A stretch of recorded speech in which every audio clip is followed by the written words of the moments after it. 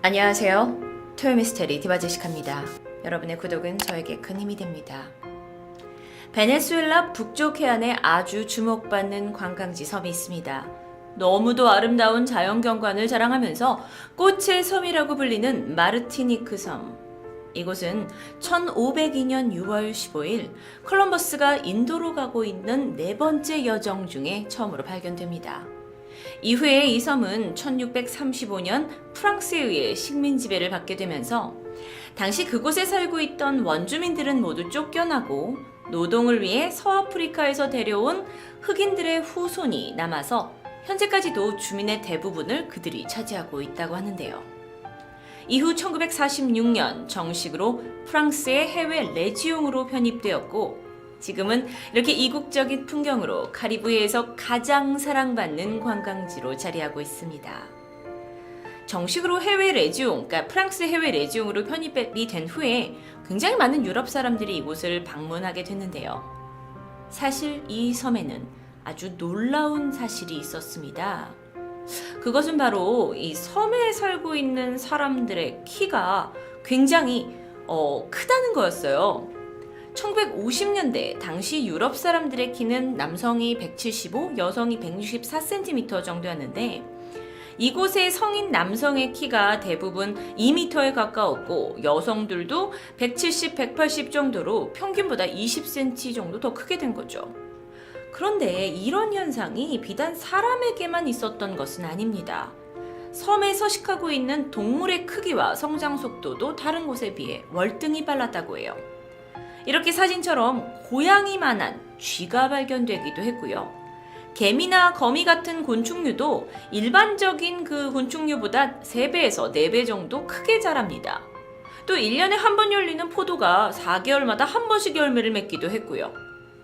이런 그 이상현상이 발견된다는 게 프랑스 정부에까지 흘러들어갔고 조사단이 파견됩니다. 이후 수년간 이 거대화 현상에 대해서 연구가 계속되었고요. 마침내 그 수수께끼가 풀리게 되는데 그 해답은 바로 검은 돌이었습니다. 섬에서 정체를 알 수 없는 검은 돌이 다량 관찰되었고 연구진들이 이것을 분석하게 되자 이 돌 안에 상당량의 방사성 물질을 함유하고 있는 것으로 밝혀집니다.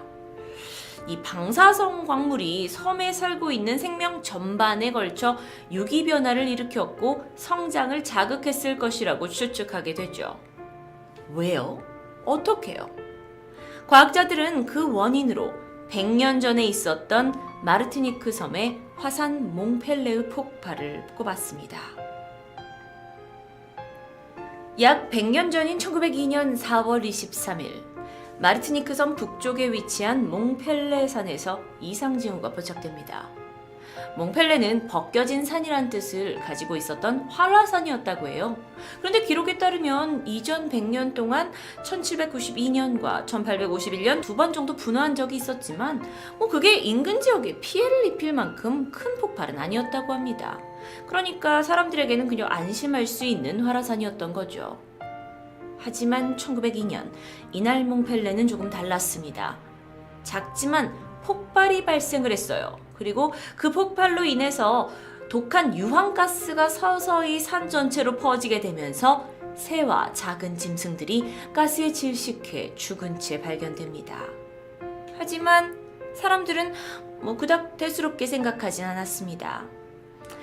몽펠레에서 약 6.4km 정도 떨어진 곳에 마르티니크에서 가장 번화한 도시 생피에르가 있었습니다. 당시 마르티니크 섬 전체 인구수가 38,000여 명이었는데 그 중에 약 3만 명이 이 생피에르라는 도시에 살고 있을 만큼 굉장히 번창했던 도시였죠. 자, 이 도시에 있는 사람들은 어쨌든 저쪽에서 이렇게 연기가 나고 하지만 워낙 활화산이다 보니까 신경 쓰지 않고 있었는데 이 중에 지리학자 몇 명은 좀 이상한 거 아닐까? 혹시 거대한 폭발이나 있지는 않을까? 라고 생각을 했고 4월 25일 이 그러니까 몽펠레 마운틴에 올라가서 꼭대기에 가봅니다. 근데 이곳에서 암석과 재를 포함한 커다란 구름이 방출되는 걸 보게 됐고 26일에는 작은 분출로 인한 화산재가 흩뿌려지는 것을 보게 돼요.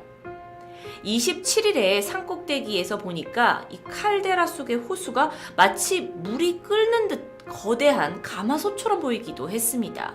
그러니까 이들이 현장에 가서 보니까 뭔가 안에서 막 들끓고 있는 거예요. 30일이 됐을 때는 강이 부풀어 올랐고요. 산 근처에 있는 나무들이 쓰러질 정도였습니다. 이 동안에도 화산재는 계속해서 이 3만여 명의 사람이 살고 있는 생페르 마을로 유입이 되었죠. 지리학자들은 빠르게 이 섬의 주지사였던 루이 무테를 찾아갑니다. 그리고 그에게 지금 조사를 해보니까 이게 예전에처럼 2번 화산 폭발이 작은 규모가 아니다. 곧 화산이 폭발할 수도 있다 라면서 사람들을 피신시켜야 되는 게 아니냐고 주장합니다. 하지만 주지사 루이 무테는 그들의 말을 귀담아 듣지 않았습니다. 사실 5월 11일 곧 프랑스 하원 의원 선거에 그가 정신이 팔려 있었기 때문이에요. 루이 무테는 프랑스의 여러 식민지 대사관 직원과 외교관을 거친 뒤에 이 마르티니크 섬에 와가지고 주지사에 오른 인물입니다. 아주 야망이 큰 사람이었어요. 아니, 근데 지금 중요한 선거, 하원 의원 선거를 앞에 놔두고 화산 폭발이라고? 그럴 순 없지. 루이 무테 정치 인생에 있어서는 안 되고 있을 수도 없는 일이었습니다. 게다가 당시 이 화산학, 지진학 연구가 걸음마 단계였고 몇 사람의 그냥 지진학자 말만 듣고서 곧 화산이 폭발할 거니 사람들 움직이세요라고 얘기할 수 없었을 수도 있습니다. 왜냐하면 3만 명이나 되는 주민이 있었으니까요. 게다가 이 루이 무테가 거주하고 있던 곳은요, 몽펠레 산과는 좀 거리가 있는 섬 중부에서 살았기 때문에 실질적으로 몽펠레 산 주변에서 일어나고 있는 어떤 변화들을 감지하지 못했을 수도 있습니다. 결국 그는 지리학자들의 이런 우려에도 불구하고 우린 전혀 걱정할 필요가 없습니다. 라는 전단지까지 배포하면서 화산 폭발설을 일축하게 됩니다. 하지만 5월에 들어서면서 이 화산 폭발의 징조는 시민들도 알 수 있을 정도로 뚜렷해집니다. 그러다 5월 2일 오후 11시 30분 화산은 짙고 검은 연기를 내면서 시끄러운 폭발음을 내게 됐고요. 지진까지 일으키게 됩니다. 지질학자들조차 이제는 주지사를 설득하기를 포기하고 가족과 지인들을 설득해서 섬을 벗어나서 피신하게 됐죠. 그런데 여전히 주민들은 상황을 제대로 이제 듣지 못했으니까 여기는 워낙 화산 지역이었으니까 어떻게 된 거지? 어느 정도 이제 파악이 안 되는 거예요. 그래서 사람들이 이 주지사의 집무실로 올라갑니다. 그래서 묻게 되죠. 주지사님, 지금 괜찮은 건가요? 이에 루이 무테는 태연한 표정으로 말합니다. 우린 안전하니까 걱정하지 마세요. 하지만 그의 호언장담은 오래가지 못했습니다. 이틀 후인 5월 5일 화산 이류, 즉 화산재가 이렇게 물과 만나가지고 시멘트 반죽처럼 걸쭉해진 상태로 산사태처럼 쏟아졌어요. 그러면서 마을을 덮치기 시작합니다. 150여 명의 인명피해가 즉각적으로 발생했어요. 그러자 이제 루이 무테가 어라? 이거 상황이 좀 심각한데? 하면서 과학자들에게 자문을 구하기 시작했죠. 하지만 때는 너무 늦었던 걸까요? 5월 7일 부관에게 주지사 권한을 넘기고는 일단 생페르로 떠납니다. 그곳에는 현지 과학자들과 군인, 기술자들이 모여서 대책회의를 하고 있었죠. 자, 생페르라는 도시에 이제 도착한 루이 무테가 본회의에 참석하지는 않았다고 합니다. 그러면서 이 대책회의들, 그러니까 전문가들을 데리고 대책회의가 몇 시간이고 지속이 되었지만 이게 정말 우리가 피해야 될 것인가? 아니면 그냥 있어도 될 것인가? 사람은 지금 너무 많은데 늦은 건 아니냐? 아니면 괜한 짓 하는 거 아니야? 이런 이야기를 몇 시간째 하다가 결국 아무런 결론을 내리지 못한 채 일단 현장을 방문해보고 주민들을 대피시킬지 말지를 결정하자라는 너무도 아니라고 바보 같은 결론을 내리게 되죠. 이렇게 사람들이, 그러니까 위에 있는 리더들이 우왕좌왕하는 동안 생페르로 오히려 더 많은 사람들이 몰려들기 시작합니다. 왜냐면 지금 막 화산이 터진다, 막 지진이 났다, 막 이런 상황에 불안감을 느낀 사람들이 차라리 인구수가 제일 많은 생페르로 피난을 오는 게 더 낫겠다라고 생각했기 때문입니다. 사람들이 이렇게 불안과 두려움에 떨고 있는 그 마지막 날까지도 신문에서는 여전히 도시가 안전하다고 주장하는 기사가 실려 있었다고 합니다.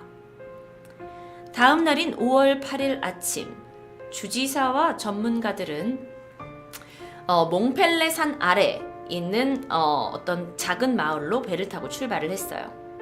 그러니까 그 몽펠레 산 밑에 가서 상황이 어떤지 보겠다라는 거죠. 이때 당시 28살이었던 젊은 구두 수성공 레옹 콤페레랭드레는 새벽부터 이상한 광경을 목격합니다. 산과 숲에서 쥐와 뱀이 막 도시로 다 내려오는 거예요. 그리고 도시 여기저기 출몰하는 겁니다. 그러니까 도시에 막 이런 산짐승이 나타나서 사람을 무는 바람에 큰 소동이 있었죠. 그 동물들이 아주 다급하고 재빠르게 보였습니다. 레옹이 이 광경에 처음에는 넋이 나가 있었는데요. 그러다가 땅이 흔들리고 하늘이 어두워지기 시작합니다. 더불어 굉장히 뜨겁고 이 독한 냄새를 가진 연기가 도시를 점점 덮치기 시작했죠. 사람들이 맥을 못 추고 막 흐느적거리는 장면도 보게 됐어요. 자, 그러니까 이게 갑자기 순간에 이 도시의 광경이 지옥처럼 변해버리는 겁니다. 이 연기에 사람들이 쓰러지고 동물들이 막 돌아다니고. 그래서 레옹이 이때 생각을 한 게 자신의 그 구둣가게 지하에 공간이 좀 있었는데 그곳으로 피해야겠다는 생각을 했어요. 그래서 그곳으로 막 피하려고 하는데 이때부터 화산재와 분출물이 도시로 막 떨어지기 시작합니다. 그러다 보니까 몸에 화상을 입기도 해요. 누군가는 그걸 맞고 옆에서 쓰러지기도 합니다. 사람들이 막 여기저기 비명을 지르고 있죠. 필사적으로 레옹이 도망을 쳐서 간신히 가게 건물 지하로 들어갈 수 있어요. 그가 문을 잠그자마자 거대한 폭발음이 들렸습니다. 한편 이 루이무테 주지사와 그의 일행 또한 화산이 어떻게 되는지 알아보려고 갔다가 항구에 들어서는 순간 이 뿜어진 화산 폭발로 인해 모두 배에 탄 채로 사망하게 됩니다. 화산과 약 6.4km밖에 떨어지지 않았던 이 생피에르 마을도 재앙을 피할 수 없었습니다. 전조 증상을 전혀 감지하지 못한 채 뒤늦은 피신으로 인해 화산 폭발은 도시를 덮쳤고 도시는 금세 시신으로 가득하게 됩니다. 몽펠레 화산 폭발은 사흘이 지나서야 잠잠해졌는데요. 이제 화산 폭발이 끝나고 생피에르에 도착한 사람들은 정말 할 말을 잃어버렸습니다. 이게 이 화산 폭발 이후의 도시의 모습인데요. 자세히 보시면 해안가 주변에 있었던 건물들이 그냥 다 뼈대만 남긴 채 그냥 몽땅 사라져 버렸어요. 화려했던 도시가 하루아침에 폐허가 되어버렸죠. 그리고 더욱더 끔찍했던 건 살아있는 생명이 어떤 것도 보이지 않았습니다. 무언가 구조가 필요했을 수도 있지만 너무도 순식간에 벌어진 일이라 사람 자체가 없어요. 인구가 3만여 명이나 됐던 도시에서 살아남은 사람이 단 몇 명뿐이었습니다. 그 중에 아까 말씀드렸던 구두공, 지하실로 대피를 해서 살아남을 수 있었죠. 그는 살아남기 위한 그 과정 속에서 옆에서 마을 사람들이 죽어가는 걸 모두 목격한 사람입니다. 그리고 10살짜리 소녀도 살아남았고요. 또 다른 사람이 있습니다. 지하 교도소에 갇혀 있다가 이 화산을 피할 수 있었던 27살 남성 루이 오귀스트 시파리스도 살아남게 됐는데요. 이 사건 이후에 그가 도대체 어떤 그 지하 감옥에 있었느냐라는 게 알려지면서 이곳이 이렇게 잘 보존이 되어 있다고 합니다. 그가 이렇게 생존을 하게 됐고요. 그 이외에도 한 여성이 있었다고 해요. 그런데 며칠간 살아있긴 했지만 이 화산재에 너무도 큰 화상을 입어서 간신히 버티다가 사람들이 영문도 모른 채 섬에 도착을 합니다. 이 섬 왜 이렇게 된 거야? 라는 그 수색팀에게 화산이 폭발했습니다. 라는 증언만 겨우 남기고 숨을 거두었다고 합니다. 당시 생피에르에서 그때 사망한 사람의 수가 무려 36,000여 명이라고 합니다. 더 안타까운 건 하필이면 불안에 떨던 시민들이 화산 폭발을 피해서 온 곳이 생피해이었기 때문에 더 많은 인명피해를 입었던 거예요. 이 폭발로 인한 사망자 수는 거의 섬 전체 인구와 맞먹는 숫자입니다. 얼마 후에 프랑스 정부에서 해군을 파견을 했어요. 이제 섬을 복구해야 하니까요. 그런데 5월 20일 날 화산이 또 폭발합니다.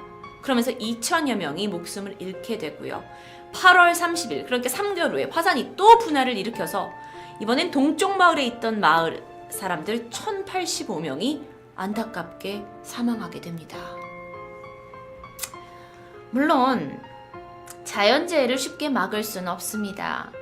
하지만 그 전조 증상을 이야기해줬던 과학자들의 말을 만약 주지사 루이 무테가 들었다면 그의 안일했던 생각이 거의 히로시마 원자폭탄 40배에 달하는 강력한 열과 가스 그리고 재를 발생시킨 폭발 피해를 더 확대시켰고요. 무려 36,000여 명에 달하는 엄청난 수의 희생자를 낳게 되었습니다. 이후 이 사건은 세계 언론을 통해서 알려지면서 주변 국가들의 지원으로 마르티니크 섬은 쓰라린 상처를 치유할 수 있었는데요. 전문가의 분석에 따르면 몽펠레 화산은 지금까지도 활동하고 있지만 그날과 같은 정말 엄청난 36,000여 명의 사람들을 순식간에 사망하게 만들 수 있는 그 엄청난 폭발을 다시 일으키려면 아마 몇만 년에 걸리는 긴 시간이 필요할 것이라고 합니다. 다행히 앞서서 보셨던 사진처럼 지금은 이 섬이 복구가 잘 되어서 다시 아름다운 모습을 되찾았고요. 현재 인구 10만이 넘는 큰 도시가 되었습니다. 또 화산 폭발에 대한 대비가 완벽하게 갖춰져 있다고 하는데요. 인간은 흉내도 못 낼 만한 거대한 자연의 힘에 무너진 인간들, 그리고 자신의 사리 사욕만을 생각했던 한 멍청한 주지사가 만들어낸 비극. 토요미스테리 디바제시카였습니다. 안녕하세요. 토요미스테리 디바제시카입니다. 시간은 1834년 멕시코 서쪽의 한 산 중턱에 위치한 평범한 집안에서는 산모가 출산을 준비하고 있었습니다. 몸이 점점 무거워져 오는 지난 10달 동안을 힘겹게 기다렸고요.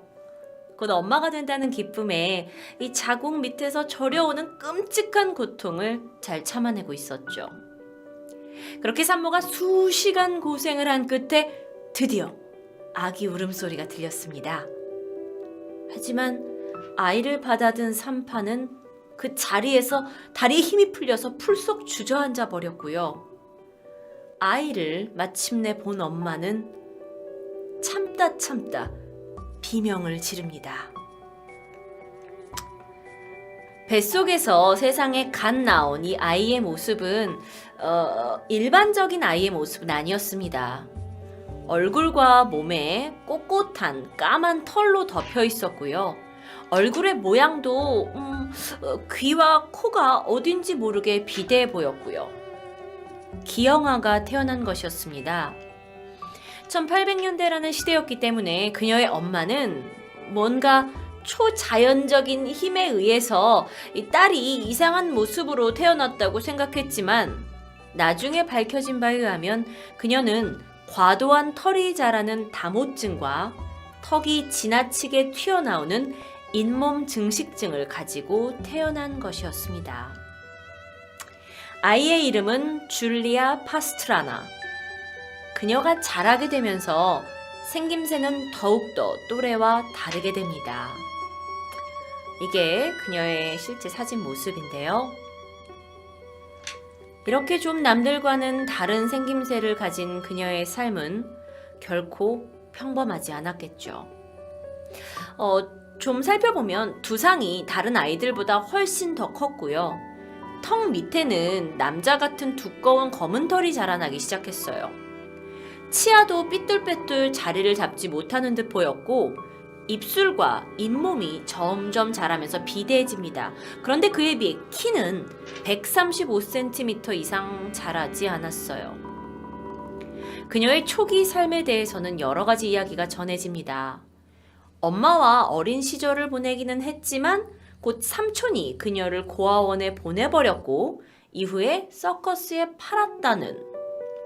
뭐 어쨌든 어린 시절 고아원에 맡겨져서 살던 줄리아는요, 이런 어떤 좀 특이한 외형으로 인해서 좋든 싫든 유명세를 타게 됩니다. 그런데 이때 그녀의 이야기를 듣게 된 지역 주지사가요, 선뜻 줄리아를 입양하게 돼요. 그래서 자식으로 키우나 보다 했더니 그건 아니었고요. 자신의 집에 하녀로 둠과 동시에 그의 집을 방문하는 사람들에게 볼거리로서 제공되었던 거죠. 그러니까 이곳에서의 삶 또한 입양이 되긴 했지만 결코 행복하진 않았을 것으로 예상됩니다. 그리고 그녀가 20살이 되던 1854년, 줄리아는 드디어 주지사의 집을 떠나 자신의 고향으로 산으로 돌아가서 조용히 살기를 희망했습니다. 하지만 그녀의 소박한 꿈은 쉽게 이뤄지지 않았죠. 줄리아가 이렇게 자유의 몸이 되자마자 한 미국인 공연가를 만나게 됩니다. 그리고 그는 미국에 가서 더 큰 무대에 올라갈 수 있다라는 희망을 그녀에게 심어주면서 결국 줄리아는 그의 손을 잡고 미국으로 건너옵니다. 그 당시에는 전 세계에서 프릭쇼라는 게 유행을 했어요. 그러니까 외형적으로 좀 특이한 사람들을 모아서 볼거리적인 쇼에 등장시키는 그런 걸 프릭쇼라고 하는데요. 이 트렌드를 타고 줄리아 파스트라나는 미국에서 마이너 연예인의 길을 걷게 됩니다. 그녀는 생각외로 노래도 잘했고요. 춤도 잘 출 수 있었고요. 외모를 빼고는 뛰어난 어떤 공연자의 면모를 갖추게 됩니다. 그녀의 첫 데뷔 무대는 뉴욕의 브로드웨이의 한 극장이었어요. 빨간 드레스를 입고 스페인 노래를 부르게 되는데 이 처음 보는 이국적이고도 신기한 모습에 미국인들은 환호하게 되죠. 이후에 각 신문을 장식하면서 그녀가 더 큰 유명세를 타게 되는데요. 기사에서 그녀를 묘사한 것을 보면 큰 턱과 뾰족한 송곳니, 그녀의 생김새는 엄청나게 끔찍하지만 피범한 눈과 재능을 가진 여성인 것 같다. 게다가 스페인어로 부르는 목소리는 완벽한 조화를 이룬다 라는 기사가 쓰여 있었다고 해요. 한편 그의 매니저이자 공연 감독이었던 렌트는요, 공연의 서두에서 반늑대 반인간을 소개합니다 라고 하면서 관중의 흥미를 막 자아냈지만 어쨌든 줄리아는 당시 성행하고 있었던 기형 인간쇼, 그 프릭쇼를 넘어서 진짜 무대의 주인공이 되어가고 있었습니다. 알려진 바에 의하면요, 줄리아는 이렇게 거친 외형과는 좀 다르게 친절하고 부드러운 성격의 여성이었다고 해요. 노래를 잘 불렀잖아요. 근데 그럼에도 불구하고 더 배우려고 하는 열정도 있었고요. 나중에 미국과 유럽을 순회하게 되면서 3가지 언어를 완벽하게 구사할 만큼 머리도 좋았던 것으로 알려져 있습니다. 또 당시에 평범한 여성들이 그랬던 것처럼 여행하고 요리하고 바느질하는 것을 좋아했고요. 그녀는 비록 기형아로 태어났지만 일반인들 못지 않거나 오히려 더 뛰어난 능력을 가진 사람이었어요. 이렇게 공연으로 미국에서의 성공을 맛본 후에 그녀는 유럽으로 건너갑니다. 그리고 첫 공연은 독일 베를린이었어요. 사랑과 희극을 섞은 공연에 서게 되었는데요. 이게 대성공을 이룹니다. 인기가 점점 높아지면서 그녀와 결혼하겠다는 충성 남성 팬까지 줄을 이을 정도였다고 해요. 그런데 이때 공연 총감독이었던 렌트 기억하시죠? 그가 그녀를 오랫동안 자신의 옆에 두기 위해서 줄리아와의 결혼을 결심합니다. 이게 남아있는 실제 사진이에요. 옆에 있는 남성이 렌트로 인터넷에 나와 있고요. 이게 실제 결혼 모습이라고 하는데요. 당시는요, 이 무대 공연이 상업화의 물결 속에서 정착해가고 있는 시기였습니다. 그러니까 그녀의 인기는 곧 돈과 연결되는 거였죠. 그런데 그것이 그녀를 자유롭게 할 수는 없었습니다. 그러면서 렌트는요, 줄리아에게 프로포즈했던 많은 남성들이 있었지만 부자가 아니었기 때문에 줄리아가 다 거절했다고 언론에 발표를 하고는 본격적으로 결혼 이후에 그녀를 소유하기 시작합니다. 낮에는 줄리아가 외출하지 못하도록 감시했고요. 밤에는 여기저기 공연을 하면서 돈을 끌어모았죠.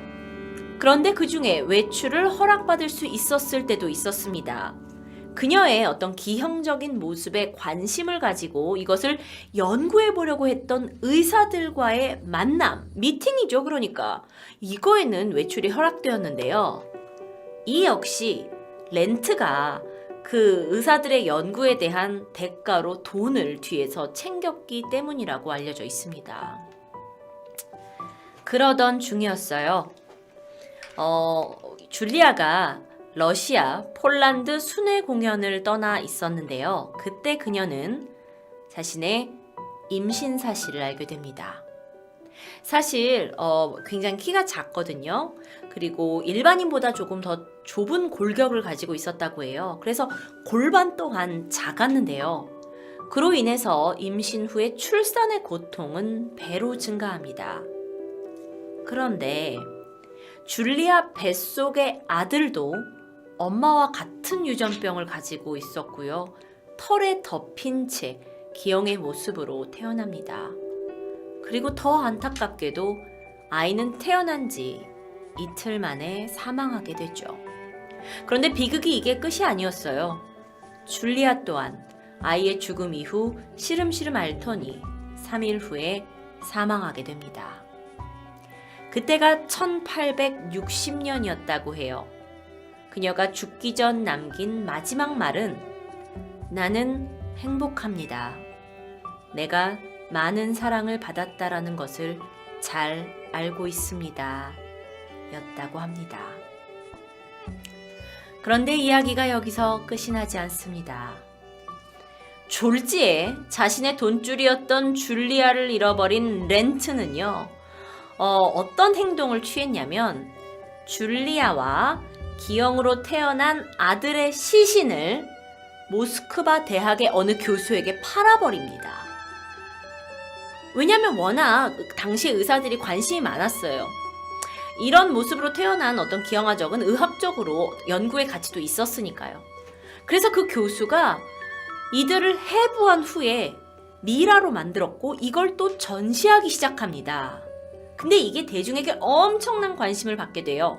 사람들은 돈을 내고 이 줄리아와 아기 미라를 보기 위해서 몰려들게 되는데 이 사실을 알게 된 렌트가 화가 납니다. 그래서 다시 미라를 차지하기 위해서 법적 소송을 벌이게 되고 결국 승리합니다.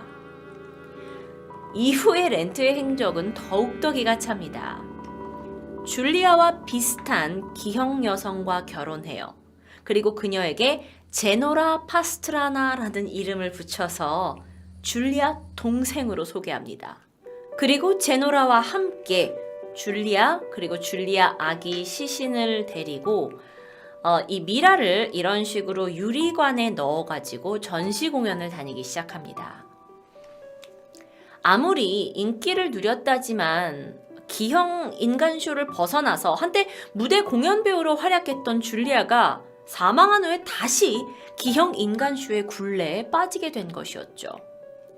렌트 일가는요, 러시아에 정착했고 그곳 박물관에 밀랍 인형 샵을 열게 됩니다. 아까는 그림이었고 이것은 실제 사진의 모습입니다.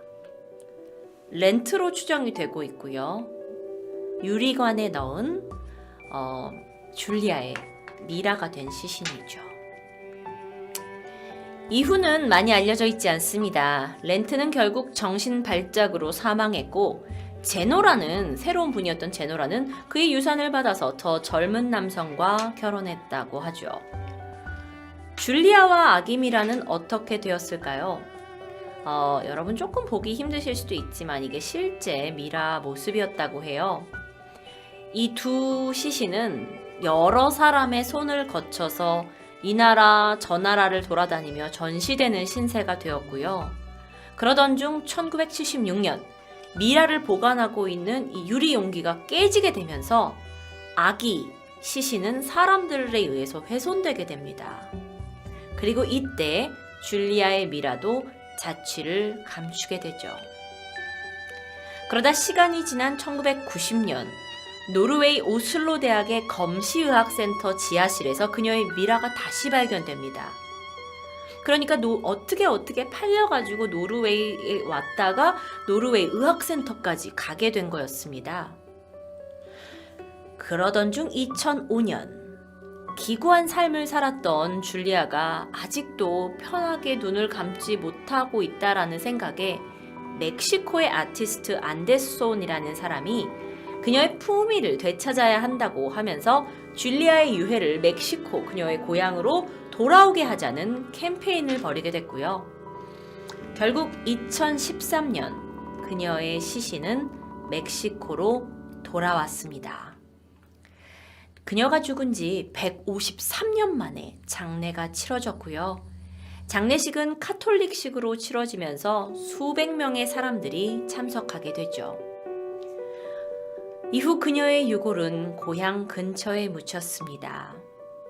줄리아 파스트라나 153년 동안 사망 후에도 그녀의 시신은 사람들의 눈요깃거리로 전 세계 이곳저곳을 누볐는데요. 한국적인 정서로 치면 정말 한이 많은 그런 시신이 됐을 것 같은데 멕시코로 돌아가서 이제는 편히 눈 감을 수 있지 않을까 생각해 봅니다. 토요미스테리 디바제시카였습니다.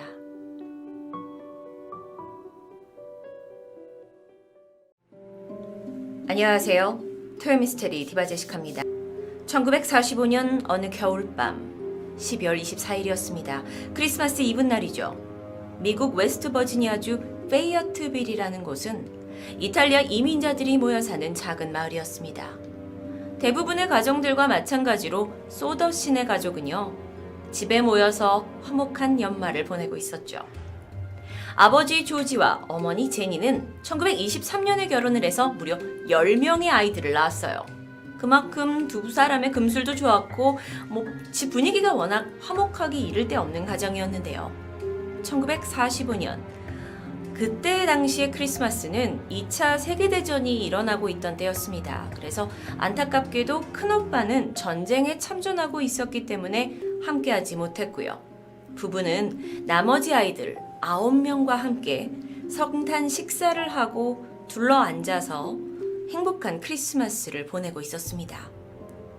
식사가 끝난 후에 낮 동안에 농장을 돌보느라 피곤했던 23살 존과 16살 조지는 먼저 잠자리에 들게 돼요. 그리고 나머지 아이들은 17살의 큰언니 메리언이 일하던 잡화점에서 장난감을 사온 게 있는데 이걸 가지고 노느라 정신이 없었습니다. 시간이 금세 흘러 10시 늦은 밤이 되었고요. 엄마가 아이들을 자라고 재촉하는데 신이 난 애들이 좀처럼 잘 기미를 보이지 않습니다. 결국 엄마는 아이들이 더 놀 수 있도록 허락해줍니다. 대신 14살 모리스와 9살 루이스에게 잠자기 전에 소에게 먹이를 주고 닭장을 꼭 잠가야 된다고 당부를 했고요. 2살이었던 어린 막내딸 실비아는 자신이 안고 침실로 올라가게 됩니다. 엄마가 이제 잠이 든 지 얼마나 지났을까요? 갑자기 요란한 전화 벨소리가 울렸습니다. 잠에서 깬 엄마가 전화를 받자 술에 잔뜩 취한 여자 목소리예요. 거기 벨라 있어요? 뒤에서는 약간 술집인 듯한 소리가 시끄럽게 나고 있는데요. 아마 늦은 밤까지 크리스마스 파티를 즐겼던 사람이 술에 취해서 전화를 잘못한 모양이었습니다. 전화를 끊고는 다시 침대로 돌아옵니다. 그리고 얼마나 지났을까? 이번엔 뭔가 지붕 위로 쿵 하고 떨어지는 소리가 들려요. 그리고 그 부딪힌 물체가 굴러서 떨어지는 소리까지 이어서 들렸습니다. 엄마가 이 소리에 잠에서 깼지만 이후에 별다른 소리가 들리지 않았기 때문에 다시 잠을 청합니다. 그런데 얼마 지나지 않아서 이번에는 타는 냄새가 납니다. 뭐지? 이미 몇 번이나 자다가 깼기 때문에 잔뜩 짜증이 나 있었고 획 하고 방문을 열었는데요. 문을 열자 그녀 눈앞에 펼쳐진 광경은 충격 그 자체였습니다. 그녀와 남편 그리고 9명의 아이들이 잠들고 있는 이 집에 불길이 활활 타오르고 있었기 때문입니다. 그녀는 즉시 방으로 돌아와서 남편 조지를 깨우고는 어린 실비아를 안게 하고 차례로 다른 아이들을 깨웠습니다. 1층에 자고 있던 큰딸 메리온, 존, 조지는 금세 일어나서 밖으로 빠져나오게 돼요.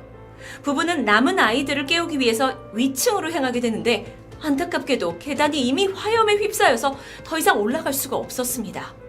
그래서 아이들을 깨우기 위해서 이름을 힘껏 소리쳤죠. 하지만 소용이 없었습니다. 집은 점점 화염에 휩싸이고 있고요. 다급히 소방서에 전화를 걸어봅니다. 그런데 어째서인지 전화가 걸리지 않아요. 결국 부부는 밖으로 나와서 창문을 통해서 아이들을 구조해 보려고 사다리를 찾기 시작합니다. 그런데 늘 같은 곳에 두던 이 사다리가 사라졌어요. 찾을 수가 없습니다. 이러는 동안 불길은 더 거세지고 있어요. 다급해진 아버지 조지가 트럭을 집 옆에 대고 놓고는 이 위층으로 접근을 하려고 시도를 했는데 어쩐 일인지 트럭에 시동이 걸리지 않습니다. 낮에만 해도 분명 멀쩡했던 트럭이었어요. 심지어 2대 다 걸리지 않습니다. 다급해진 조지는 맨발로 벽을 기어 올라가서 창문으로 진입을 시도했지만 유리창이 깨지면서 팔에 오히려 큰 부상을 입어요. 실패하게 됩니다. 이렇게 어른들이 온갖 수단을 동원하는 동안에 큰딸 메리언은 이웃집 문을 두드렸고요. 겨우 문을 열어준 이웃집에서 소방서에 전화를 걸게 되는데 당시에 전쟁 때문에 인력이 부족해진 소방서에서는 소방차를 운전할 줄 모르는 소방관만이 당직 중이었습니다. 결국 먼저 탈출한 부부와 4명의 아이들, 그저 속절없이 그 집에 남아있는 5명의 형제들이 불길에 휩싸이는 모습을 울부짖으면서 바라볼 수밖에 없었습니다. 소방차는 해가 뜰 무렵에야 소더 가족의 집에 도착합니다. 이미 집은 잿더미가 된 후였어요. 깊은 슬픔에 빠져있던 아버지 조지는 도착한 소방관과 함께 5 아이들이 남아있는 이곳 유해라도 건지기 위해서 현장에 들어갑니다. 하지만 아이들의 흔적을 발견하지 못합니다. 시신도 뼈도 찾을 수가 없었어요. 마치 사라진 것처럼요. 조사를 진행한 소방관은 이게 전기 배선 결함으로 인해서 화재가 발생한 거고 집안에 있던 5 아이들은 분명 모두 사망했을 것이다. 아마 불길이 이 시신을 모두 다 태워버릴 만큼 뜨거웠기 때문이었네 시신을 찾지 못했다고 결론 지었습니다. 정말 소더 가족에게는 날벼락 같은 비극이었죠. 조금 더 철저한 조사를 위해 소방서에서는 현장을 그대로 보존하자고 권하게 되지만 부부는 아이들의 모습이 눈에 선해서 그대로 둘 수가 없었습니다. 그래서 사건 발생 후 4일 후에 부부는 잿더미가 된 집에 아이들을 추모하기 위해 정원을 만들기로 해요. 이게 실제 그 정원으로 추정되는 곳인데요. 위로 이제 집이 다 정리가 되고 위로 1.5m가량 흙을 덮었고요. 사건 발생 5일 후인 12월 30일에는 5 아이들에 대한 사망진단서가 발행됩니다. 그리고 3일 후에 다음 해인 1월 2일에는 장례식이 치러졌습니다. 그렇게 소더 가족은 잃어버린 가족을 가슴에 묻으면서 다시 삶을 살아가려고 애쓰게 되죠.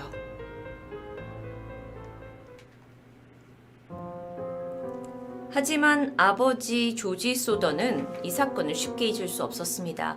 정말 밤마다 그날 밤을 되뇌었겠죠. 그리고 어느 날 갑자기 생각 하나를 떠올리게 되는데 불이 난 지 얼마 안 됐을 무렵에 거실에 있던 크리스마스 트리에서 전구가 빛나고 있던 것을 기억합니다.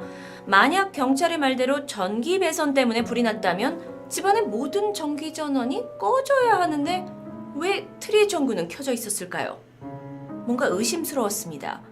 아버지는 이날부터 집 근처를 샅샅이 뒤지기 시작했고 얼마 후에 집에서 20m 떨어진 곳에서 그토록 찾았던 사다리가 내팽개쳐져 있는 것을 발견합니다. 또한 전화 수리공을 통해서 당시에 집안의 전화선이 화재로 인해서 불이 타서 연결이 안 됐던 것이 아니라 집 근처에 있는 전신주에 전화선이 끊겼기 때문인 것을 알아내게 됩니다. 전신주의 전화선은 4.3m 높이에 있었어요. 전신주에 올라서도 61cm 정도 더 팔을 뻗어야 닿을 수 있는 곳에 있었는데요. 즉 이것은 누군가 의도적으로 끄는 것이라고밖에 설명할 도리가 없었던 겁니다. 낮에까지만 해도 잘 걸리던 트럭에 시동이 걸리지 않은 것도 이상했습니다.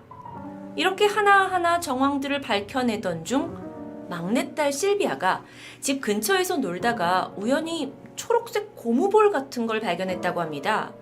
근데 아버지는 이것을 보고 순간 그날 밤 지붕에 툭 하고 무언가 떨어진 그 소리를 낸 게 이게 아닌가라는 생각을 하게 합니다.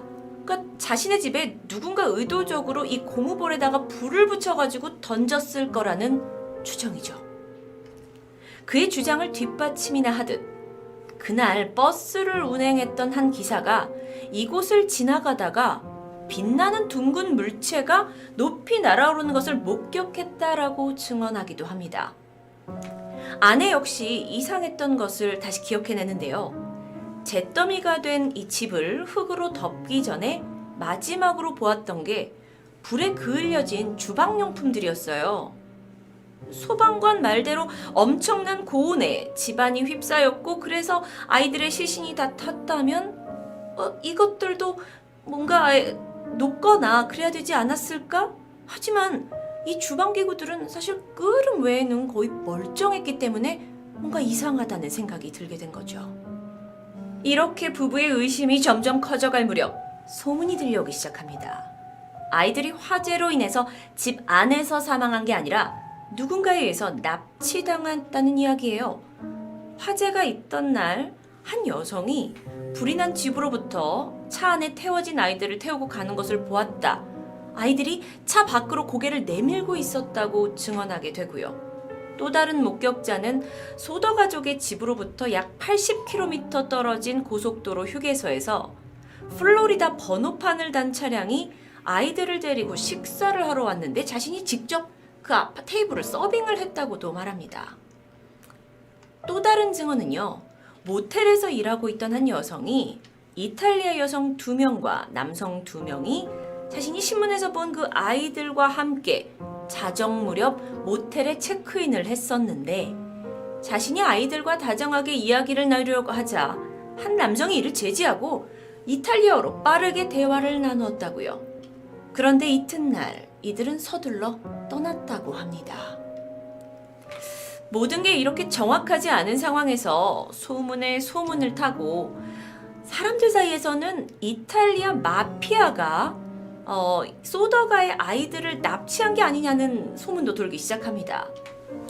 아버지 조지 소더는 이탈리아에서 태어난 사람인데 미국으로 이민을 왔어요. 근데 이 동네가 이제 이탈리아 이민자들이 모여 사는 곳이었잖아요. 근데 그가 당시에 그 집권하고 있던 독재 정권 무솔리니에 대한 굉장히 적대적인 발언을 서슴지 않았던 사람으로 알려져 있습니다.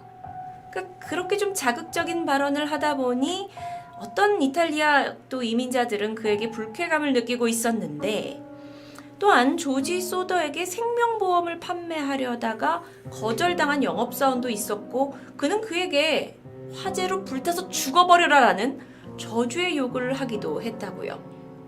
그러니까 이 사건이 발생한 후에 가족과 관련된 여러 가지 크고 작은 사건들이 이 아이들의 납치와 관련된 것이 아니냐 하면서 무성한 소문이 떠돌기 시작합니다. 1947년 조지와 제니 부부는 FBI에 이 사건에 대한 편지를 보냅니다. 그리고 수사관이 지방당국의 허가를 받으면 자신들이 수사를 진행하겠다는 긍정적인 답변을 받게 되죠. 하지만 어째서인지 이 페이어트빌 지역 경찰과 소방서는 이미 종결된 사건이라면서 이 요청을 거절하게 됩니다. 이에 조지는 포기하지 않고 이번에는 사립 탐정을 찾아가서 수사를 요청하게 되는데요. 그러다 당시 화재 사건 수사 담당자 모리스라는 사람이 아이들 유해 중 일부를 발견했었고 이걸 어디에 보관하고 있다는 이야기를 들을 수 있었어요. 탐정은 아니라고 부인을 하는 모리스를 달래서 결국 장소를 알아냈고요. 이 유해가 담긴 상자를 파내기도 하지만 결국 이 모든 것은 이 수사관 모리스가 소더 가족이 하도 힘들게 다니니까 이걸 위로하기 위해 만들어낸 가짜 유해라는 게 밝혀집니다. 황당하죠. 1949년에는 워싱턴에서 유명한 병리학자를 고용해서 화재 현장에서 법의학 발굴을 시도하기도 합니다. 그러다가 4개의 작은 척추 조각이 발견되는데요. 조사 결과 이것은 한 사람의 몸에서 나온 뼈 조각으로 약 17세에서 22세 사이의 남성의 척추뼈로 밝혀집니다. 즉 누군가가 그곳에 묻었다는 걸까요? 그 후 몇 년간 계속해서 아버지 조지는 소문을 따라 전국 각지를 돌면서 아이들을 찾아다닙니다. 텍사스의 어느 바텐더가 자신이 화재와 납치를 저질렀다고 이야기하는 어떤 남자들을 봤다 해가지고 텍사스로 쫓아가기도 하고요. 또 뉴욕 출신의 젊은 발레 댄서 사진이 굉장히 자신 딸과 닮은 것 같아서 무작정 찾아가기도 합니다. 그 중에는 휴스턴의 한 사람이 자신이 당시 9살이던 루이스 소더라고 말하면서 저 지금 형 모리스와 살고 있어요 라고 증언을 합니다. 그래서 아버지가 쫓아갔죠. 이 또한 모두 진실이 아니었습니다. 1952년 소더 부부는 고속도로 옆에 아이들에 대한 정보를 제공한다면 $10,000의 보상을 하겠다는 광고판을 세웠고 아이들을 찾기에 총력을 다합니다. 그러던 1967년, 시간이 좀 지났죠. 그러니까 첫 사건이 발생 후에 약 24년이 지난 후에 켄터키주의 센트럴시티 도장이 찍힌 편지 한 장이 어머니에게 도착을 하는데요. 편지 안에는 루이스와 굉장히 닮은 남성의 사진이 있었고 뒷면에 루이스 소더, 나는 형제 프랭키를 사랑한다 라는 글귀까지 적혀 있습니다. 사진 속 남성은 30대 초반 정도로 보였고요. 9살이던 루이스가 다 자랐다면 이런 모습일 거라고 상상할 정도로 닮아 있었어요. 부부는 탐정을 고용해서 사진 뒤에 적힌 메시지와 이걸 적은 사람을 추적하기 위해서 큰 돈을 투자합니다. 하지만 탐정도 사기꾼에 불과했어요. 그는 돈을 들고 나타나질 않습니다. 편지까지도 사기였어요. 사실 이 형제 중에 프랭키라는 이름이 없었기 때문에 애초에 진실이 아니었던 거죠. 하지만 지푸라기라도 잡고 싶은 부모의 심정이었을까요? 사실 이건 광고판을 보고 사람들이 저지른 아주 짓궂은 장난에 불과했습니다. 하지만 부부는 이에 굴하지 않았고 더 큰 광고판을 추가로 설치합니다. 어떤 굴욕을 받더라도 포기하지 않겠다는 의지였죠. 하지만 아이들이 어디에 있다는 소문마저 더 이상 들리지 않게 되었고요. 1968년 조지 소더 아버지는 진실을 알지 못한 채 사망하게 됩니다. 그리고 약 20년 후 1989년 아내 제니도 세상을 떠나게 됩니다. 이후에 살아남은 소더가 사람들은 시칠리아 마피아가 연관이 되어 있다면서 실종된 형제들이 살아있지만 연락을 하지 못하고 있다. 그 이유가 살아남은 가족들에게 혹시나 마피아에 의해 해를 입을까봐 라고 이야기하기도 했습니다. 현재 밝혀진 몇 가지 정확한 사실은요. 그날 밤 누군가 방화를 한 흔적은 분명 존재하지만 이 아이들이 탈출했거나 납치당한 흔적은 없고요. 한 소방 전문가는 그 탈출을 이미 한 아들 존이 불이 아직 크게 일지 않았을 때 자신이 위층에 올라가서 아이들을 깨우려는 시도를 했다라고 초기에 증언한 기록이 있었는데 이걸 아이가 다시 번복하게 돼요. 근데 그걸 이제 분석을 했을 때 어쩌면 자신의 행동에 대한 죄책감을 덜기 위해서 말을 바꾼 거다 또는 기억을 자기가 아예 왜곡한 거다라고 판단하게 됩니다. 즉 다시 얘기하면요. 이것은 어쩌면 가족을 잃은 슬픔에 남은 형제들과 부부가 아이들이 화재로 죽은 게 아니라 누군가에게 납치되었다고 믿고 싶어하는 그들의 기억의 미화에서 벌어졌다라고 분석하는 건데요. 진실은 무엇일까요? 당시에 부모와 함께 탈출했었던 막내 실비아. 그녀는 이제 나이를 많이 먹었죠. 실제 사진입니다. 현재까지도 그녀의 형제들이 화재로 사망했다라는 것을 절대 믿을 수 없다면서 그녀의 손녀의 도움을 통해서 웹사이트를 열어두고 당시 사건에 대한 제보자들을 일일이 만나면서 지난 75년 이상 미스테리한 화재 사건의 끈을 놓지 못하고 있다고 합니다. 5명의 아이들, 5명의 내 형제를 잃고도 생사를 모르고 있는 이 안타까운 소더 가족 실종 이야기. 지금까지 토요미스테리 디바제시카였습니다.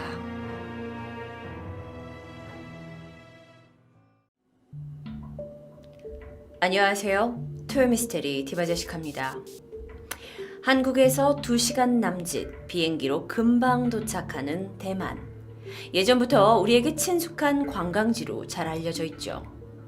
그 중에 가장 활기찬 상업지구인 신베이시에는 세계 무역센터와 각종 컨벤션 센터, 전시관까지 아주 현대적인 도시로 이루어져 있는데요.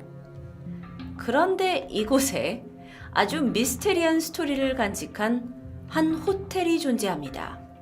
이름은 그랜드 하얏트 호텔. 처음에는 저도 쉽게 믿기지 않았는데요. 이곳은 1990년에 설립되어 지금까지 30여 년 가까이 된 유서 깊은 호텔로 11만 평이 넘는 대지에 27평으로 올려진 거대한 규모입니다. 객실은 스위트룸까지 총 944개에 달하고요. 대형 야외 수영장까지 더해서 멋진 조경을 완성하는 5성급 호텔이죠. 이곳을 다녀간 사람 휴 잭맨, 니콜라스 케이지 이렇게 유명 배우들이 거쳐갔고요. 송혜교 씨도 여기에 묵었던 장소로 유명합니다. 지리적으로 굉장히 대만을 관광하기 편리한 곳에 있어서 실제 다수의 한국 관광객들도 대만 여행 시 선호하는 호텔이고요. 그런데 이런 유명세에도 불구하고 이 호텔의 루머를 아는 사람들은 숙박을 꺼리기도 한다고 합니다. 그런데 이와는 또 대조되게요. 할로윈 시즌이 되면 가장 먼저 예약이 가득 찰 만큼 큰 인기를 누린다고 하는데 도대체 왜일까요? 1990년 처음 이 호텔이 생겼을 때 새롭게 고용된 많은 직원들은 들떠 있었어요. 거대한 규모, 그리고 고급스럽고 세련된 인테리어 때문이었는데요. 그래서 다들 이곳에 일할 수 있다라는 것만으로도 굉장한 자부심을 느꼈고 열정적으로 일에 임했죠. 그러던 어느 날 새벽 1시, 늦은 시간까지 호텔 내부를 정리하면서 일하고 있던 한 직원이 이상한 경험을 하게 됩니다. 로비를 돌아다니다가 갑자기 등 뒤에서 환하게 불빛이 켜지는 느낌을 받은 거예요. 그래서 그는 등을 딱 돌려봤는데요. 뒤쪽에는 엘리베이터의 문이 환하게 열려 있었던 겁니다. 누군가 내려왔던 건가? 그래서 문이 열린 건가? 그런데 엘리베이터 안에는 아무도 없었고요. 몇 초 후에 문은 자동으로 서서히 닫힙니다. 그런데 보통 아무도 없는 엘리베이터가 문이 닫히고 나면 그 자리에 있기 마련인데요. 엘리베이터는 위층으로 올라가기 시작합니다. 그러다 땡! 한 층에 멈춰서게 되죠. 이 모습을 본 직원은 위에 계신 손님이 엘리베이터를 부른 건가 보다 라고 생각했고요. 다시 이 호텔 정리에 열중을 했어요. 그런데 시간이 조금 지나고 무심코 엘리베이터를 봤는데 여전히 그 층에 그대로 있는 거예요. 아무도 없었던 엘리베이터가 특정 층으로 올라갔고 그렇다면 누군가 그 엘리베이터를 호출한 걸 텐데 그 층에 멈춰 있다? 사실 누가 내려가려고 배 눌렀다가 다시 방에 들어갔을 수도 있고 엘리베이터가 작동을 제대로 안 한 걸 수도 있죠. 직원은 그날의 일을 특별하게 생각하진 않았습니다. 하지만 문제는 이런 현상이 멈추지 않고 계속되었다는 거예요. 또 다른 날이었습니다. 이날 직원은요, 새벽 근무교대를 하게 됐어요. 그리고 호텔 내부 정비를 마치고 이날따라 프론트에 배치됩니다. 시간이 늦어졌고 투숙객들이 대부분 방 안으로 돌아가서 이제 잠을 청하는 시간이었기에 로비는 한가했어요. 그리고 호텔의 엘리베이터 또한 모두 1층에 있었죠. 그런데 새벽 1시, 갑자기 한 엘리베이터의 문이 열립니다. 그러다가 잠시 후에 다시 문이 닫혔고요. 엘리베이터는 위층으로 올라갑니다. 그리고 그 엘리베이터가 멈춘 층은 며칠 전에 그 엘리베이터가 멈춘 층과 동일한 곳이었어요. 이걸 이제 두 번째 겪는 이 직원은 숨을 죽이고 엘리베이터에서 누군가 타서 내려오거나 올라가기를 기다렸습니다. 하지만 엘리베이터는 그 층에서 한참 동안 움직이지 않았어요. 다음날 직원은 이 현상을 지배인에게 보고합니다. 하지만 지배인은 밤 근무를 하기 싫어서 요리조리 요령을 피우는 사람의 투정으로만 받아들였고요. 오히려 너무 너 예민하게 반응하는 거 아니야? 하면서 핀잔을 주게 되죠. 하지만 혹시라도 이 새로운 호텔이었긴 했지만 엘리베이터가 오작동했을 수도 있다고 생각을 해서 수리기사를 부르게 되는데요. 수리기사 또한 와가지고 여기는 엘리베이터가 다 얼마 전에 새롭게 설치된 거고 뭐 한 개만 고장날 리가 있냐, 내가 보니까 아무 일도 없다 하면서 오히려 화를 냈고요. 이에 이 이상한 일을 겪은 직원은 뭐 더 이상 말을 할 수가 없었다고 합니다.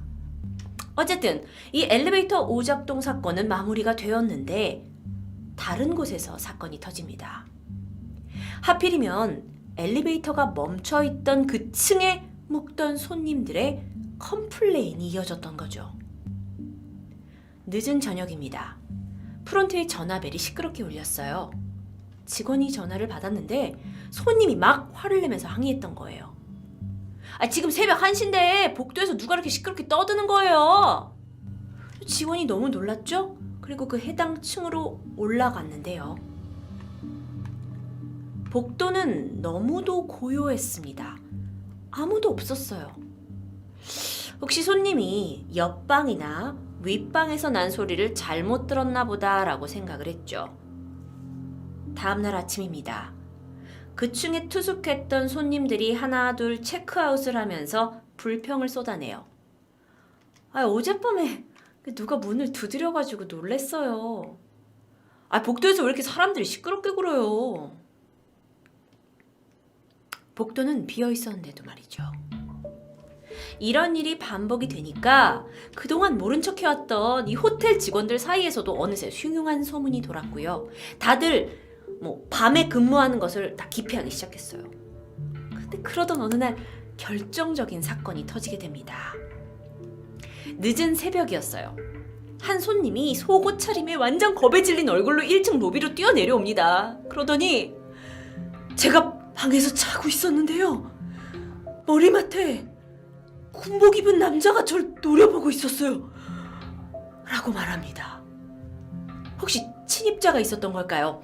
호텔 직원들이 일단 허겁지겁 위에 올라가서 확인을 해봤는데 방엔 아무도 없었습니다. 자꾸 이런 일들이 발생하니까 이제 직원들은요, 이 해당 층을 더 이상 가려고 하지도 않아요. 그리고 이 사실을 알게 된 지배인은 크게 화를 냈죠. 이 서비스 교육을 이렇게 하면 안 된다면서. 그런데 사실 2층에 묵었던 그 손님들 사이에서도 괴소문이 퍼지게 되면서 호텔의 투숙객은 점점 줄기 시작합니다. 결국 이대로 둘 수 없다고 생각한 지배인은 이 호텔은 그런 이상한 일이 나는 곳이 아니다라는 것을 먼저 직원들에게 증명해 보이기 위해서 용기 있는 직원 한 명을 뽑아서 하룻밤을 그 층에서 잠을 자고 오면 포상을 내리겠다고 합니다. 그리고 이에 한 젊은 직원이 지원을 하게 되죠. 그는 이곳에 매일 출근하는 직장이었지만 가격이 너무 비싸서 하룻밤을 자볼 수가 없었던 터라 오히려 좋아했어요. 그리고 그는 일전에 손님이 방에서 군인의 형상을 봤다는 바로 그 방에서 하룻밤을 보내기로 합니다. 푹신한 침대에다가 깔끔한 욕실. 언제 돈 벌어서 이런 데 내가 자보나 하면서 그가 이렇게 시간을 보내던 중 어느덧 새벽 1시가 되었습니다. 갑자기 문 밖에 복도 쪽에서 시끌벅적한 사람들의 말소리가 들려요. 직원은요, 자신을 걱정해준 동료들이 왔다고 생각을 해서 얼른 나가서 반갑게 문을 열었죠. 하지만 문 밖에는 아무도 없었습니다. 일단 너무 놀라서 그가 문을 다시 닫았고요. 뒤돌아서 침대로 돌아가려는 순간 다시 복도에서 소리가 들리기 시작했어요. 토복, 토복, 토복. 마치 군화를 신은 사람이 걷는 것 같은 소리였는데요. 직원은 혹시나 동료들이 자신을 놀리는 게 아닐까 하면서 이번에는 문을 더 활짝 열어봅니다. 하지만 여전히 복도에는 아무도 없었죠. 약간의 두려움이 밀려왔습니다. 분명 소리를 들었는데 말이죠.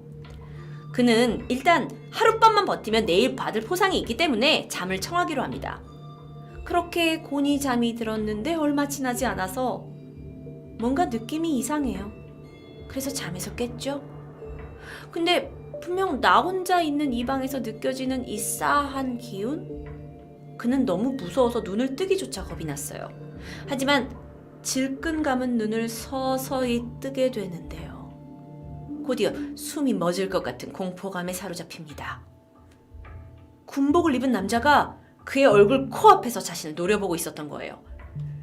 너무 놀라서 이 직원이 눈을 이렇게 피해가지고 다른 곳으로 시선을 돌렸는데 글쎄 군복을 입은 몇 명의 남자들이 이 사람이 누워있는 침대를 둘러싸고 내려다보고 있다는 것을 알아챕니다.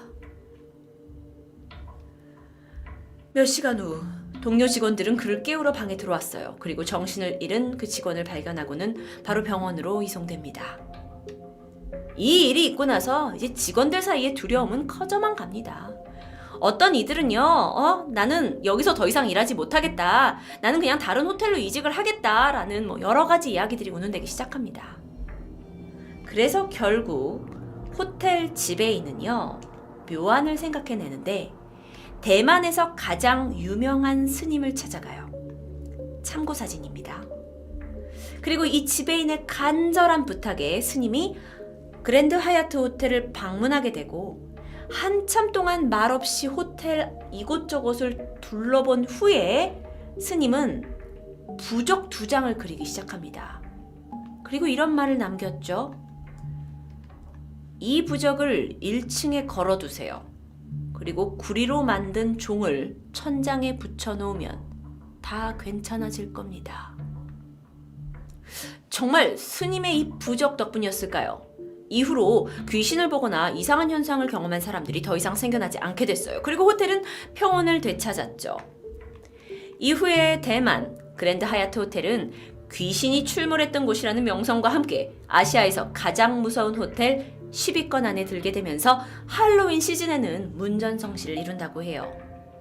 다만 이상하게도 아직까지 이상한 현상들은 종종 발견되고요. 밤에 군인들을 본 그 방이 있던 해당 층이 과연 몇 층이었는지는 비밀에 쌓여 있다고 합니다. 게다가 들리는 이야기로는 유명 배우 성룡도 이곳에 투숙하다가 복도에 수상한 소리를 듣고 황급히 체크아웃했다고 하는데 아직 끝이 아닙니다. 호텔 측에서는 이런 여러 가지 이야기에 대해서 근거 없는 소문이라고 일축하는데요. 실제로 여러분이 그랜드 하얏트 호텔 투숙객이라면 로비를 거쳐 엘리베이터로 가는 길에 눈에 띄는 것이 있습니다. 조금 크게 보여드릴게요. 실제 호텔의 로비에 있는 2개의 액자입니다. 이것이 무엇일까요?